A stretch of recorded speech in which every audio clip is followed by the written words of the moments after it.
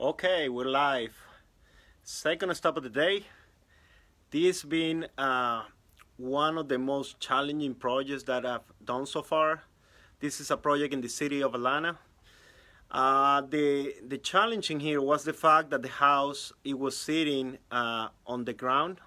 It doesn't have any foundation whatsoever. And part of the challenge was to keep in the existing structure and actually provide a foundation to this house. As you see around, the house inside is in really bad shape, but at the same time, we're working with the good bones that the house has in order to actually reverse engineer the concrete slab that we're going to pour down below here. Let me see if I can turn this. Okay, fine. Okay.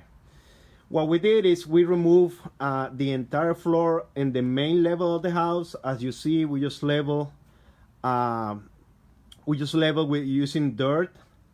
And right now we have the stringers that's going to provide the level that the floor that we're going to pour in these walls.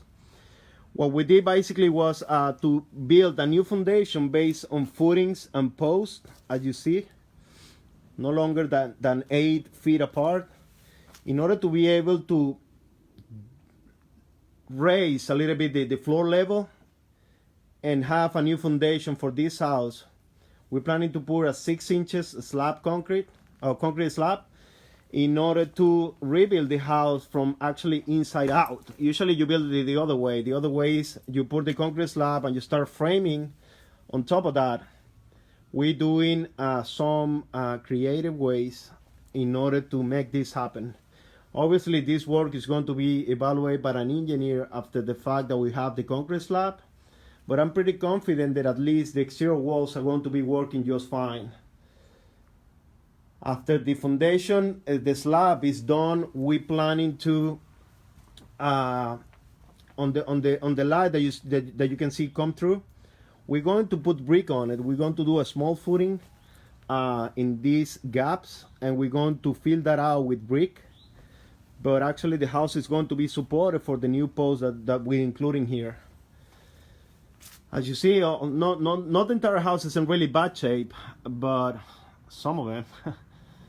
After we secure the house, you can see, but outside we have 2x4s and 4x6 actually supporting the exterior walls in the meantime that we can secure this out.